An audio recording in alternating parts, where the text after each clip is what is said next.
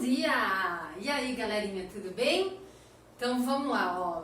Aqui eu fiz a lousa relembrando coisas que a gente já fez em sala de aula, inclusive a matéria da nossa última prova, que na nossa live eu vou corrigir ela com vocês, vou comentar, justamente para a gente relembrar essas duas figuras, as de palavras e as de sonoridade, tá? Então, eu vou mandar o arquivo da prova também, que é a prova em branco para vocês, junto com o link junto com o link da aula, para que vocês possam, eu gosto de imprimir a prova e acompanhar junto a correção. Então a gente faz desse jeito, tá? Vou mandar para vocês junto, então vocês vão receber essa aulinha gravada com a revisão de todas as figuras de linguagem. Vocês vão receber o arquivo da prova em branco para a gente comentar dela em live e o link da live para vocês acessarem amanhã às 10h20. Não esqueçam, não vai dormir até mais tarde, acabou a mamata, hein? Vamos lá, galerinha, ó. Então aqui, lembra que eu falei para vocês em sala, figuras de linguagem são utilizadas muito nos vestibulares, tá? Elas costumam aparecer todas juntas. A nossa apostila do poliedro no ensino fundamental faz essa, vamos dizer, essa divisão para que vocês possam entender isso melhor, mais fragmentado, mas no vestibular elas aparecem todas misturadas, tá? Então vamos relembrar a primeira que apareceu na apostila, que são as figuras de palavras, tá? Então a gente tinha a comparação, lembra? Quando eu comparo duas coisas ou duas pessoas, tá? Sempre usando o como ou o tal qual, tá? Fulana é tão bonita como uma modelo, né? Então eu tô fazendo aí uma comparação. A metáfora, a gente já tinha conversado disso, ela é muito, muito, muito parecida com a comparação.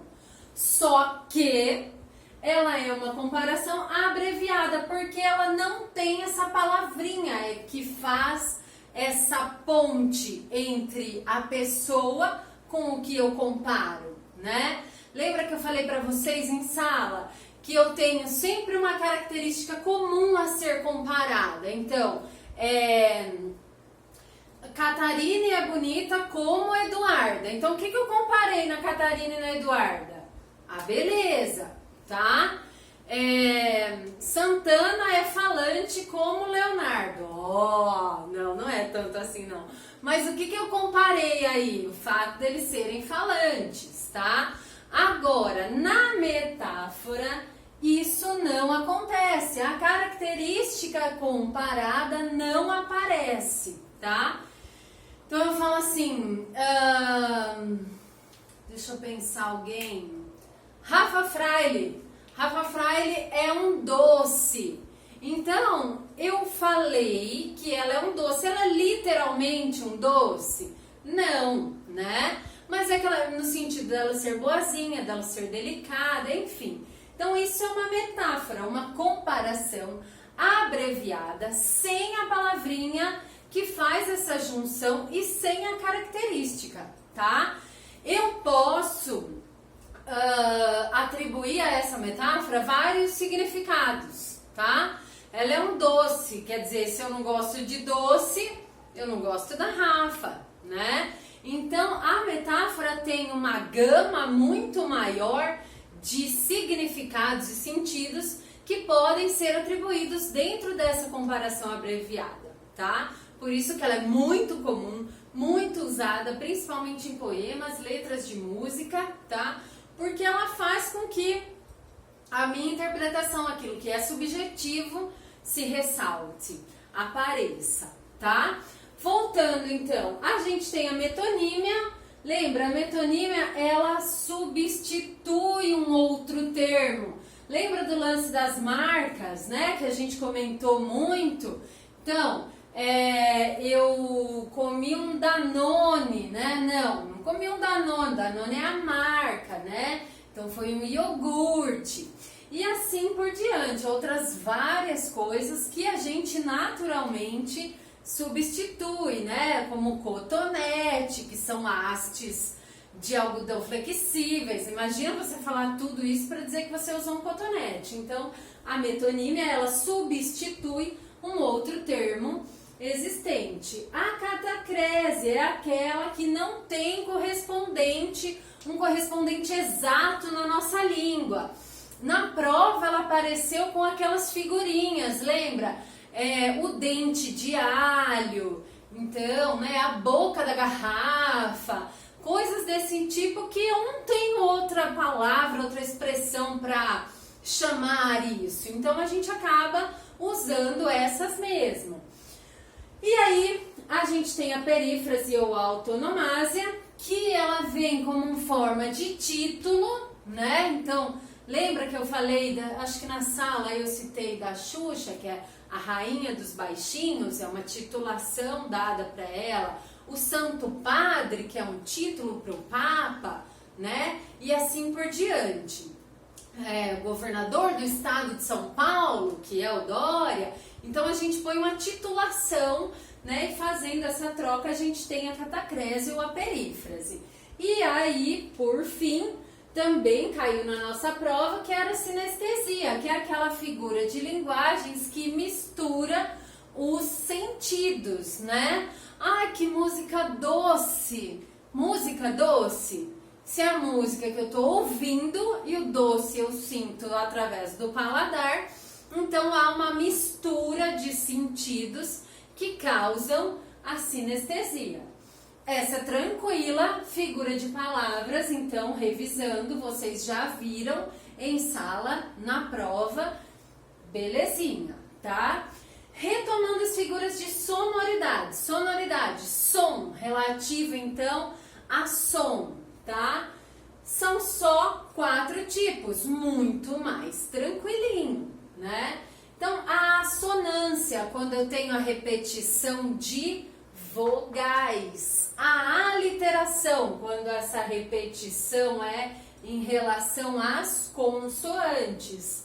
A paronomásia, que a gente brincou em sala, que os professores fizeram, cada um trocadilho na lousa e tudo mais. Eu dei o exemplo para vocês do poema do Cume e assim por diante, tá?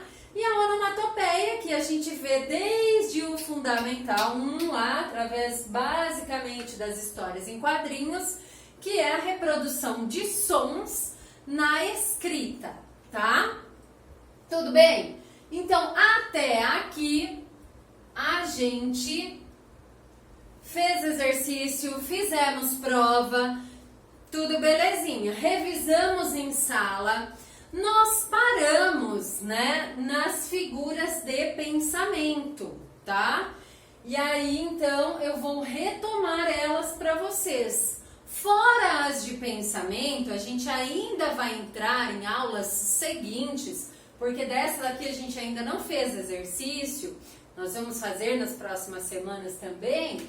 A gente tem as figuras de construção, que são 8 tipos também diferentes, tá? Então essa daqui eu vou dar uma retomada, vou mandar foto dessa lousa também, gostaria que vocês colocassem ela no caderno, tá? Registra aí, coloca certinho, é importante para vocês estudarem, não economizem nas canetas coloridas, façam um caderno muito lindo para a gente voltar ao ritmo aí como vocês estão acostumados. Vamos lá, figuras de pensamento, eufemismo, está sendo muito usado nessa pandemia. Por quê? Você chegar e falar que tantas pessoas morreram é bem impactante, né? Então, hoje acho que falou que em Nova York morreram 14 mil pessoas, né? É praticamente uma cidade. Então, uma cidade pequena daqui da nossa região, né? Então, ao invés de eu falar isso dessa maneira, a gente pode falar que muitas pessoas não resistiram ao Covid, né? Então, 14 mil pessoas não resistiram a este novo vírus. Então, o que acontece? Eu dei uma suavizada. Mudou a informação? Não, ela continua a mesma. Mas um pouco mais leve, um pouco mais suave da gente ouvir no meio dessa loucura que nós estamos vivendo, tá? A hipérbole, gente, a hipérbole é um exagero, tipo, nossa, achei que eu fosse morrer de tanto dormir, né? Eu não, vocês acham, né? Então, o que acontece? Ninguém morre de dormir, mas é um exagero, tá? Nossa, eu assisti tal filme, chorei rios. Você não chorou um rio, mas é uma expressão, uma maneira de falar para dizer que foi muito. Então, a hipérbole, ela é esse exagero para mostrar a quantidade. A ironia. Paula, eu preciso fazer os exercícios que você vai mandar. Paula, eu preciso entrar na live. Não, imagina, né? Ironia, o sentido oposto do que aquilo que eu realmente quero falar. Lógico que você precisa entrar. Claro que sim. Vamos retomar essa vida escolar aí. Antítese. A antítese são palavras ou pensamentos opostos. Então, luz e escuridão, saúde, doença, vida e morte, tá? Estão na antítese. O paradoxo é aquilo que contradiz. Muita gente confunde também essas duas aqui. Mas, imaginem que é contraditório se o ministro da Saúde pedir distanciamento social, isolamento, né, social, e for flagrado numa festa, por exemplo. Contradiz a ideia que ele está querendo passar. Então, o paradoxo é isso, ele contradiz a ideia que está se querendo passar através daquela mensagem, tá? Apóstrofe, gente, apóstrofe na parte gramatical da análise sintática que a gente viu ano passado, nada mais é do que um chamamento, um vocativo, lembra dele? Quando eu chamava alguém, né? Então eu chamo, por exemplo, Tico, instala o Data Show aqui pra mim. Maria Lúcia, liga o ar, por favor. Então a gente tá chamando. Só que nas figuras de linguagem, esse chamamento, tipo, ó, minha amada, né? Ela vai se chamar então de apóstrofe, tá? Por fim, temos a gradação. Gradação, gente, é algo gradativo. Eu estou enumerando, mas essa enumeração pode ir aumentando, ser crescente ou decrescente, vir diminuindo. Por exemplo, fulano contraiu Covid-19, ele sentiu dores no corpo, tosse, falta de ar e foi entubado. Quer dizer, foi piorando, foi uma gradação crescente, tá? Agora, foi confirmado Covid nesse fulano, ele sentiu falta de ar, tosse, dores no corpo, mas melhorou. Então, eu tenho uma enumeração decrescente, tá? E por última, né, então, eu tenho a prosopopeia, que é, na verdade, ó, eu repeti a gradação aqui, gente, esquece ela, é prosopopeia ou personificação. Quem disse que a gente não erra no vídeo também? Erra também, olha lá. Então, ó, personificação é quando eu dou características humanas para coisas que não são humanas. Como assim, né? Eu pego, por exemplo, uma cadeira e eu digo que essa cadeira tem vida própria, tá? Que essa cadeira participa da minha vida. Então, eu tô dando uma característica humana, né? Que essas canetas são minhas companheiras, né? elas trabalham duro, pesado. Então, o que eu fiz? Eu dei uma característica humana a algo que não é humano. Então, isso é uma prosopopeia ou conhecido como personificação. Você personifica, dá uma característica de pessoa para algo que não é pessoa, tá? Falta disso ainda, então as figuras de construção, que são 8 tipos, para uma próxima aula, tá bom? Beijo, galerinha, e até daqui a pouco na live.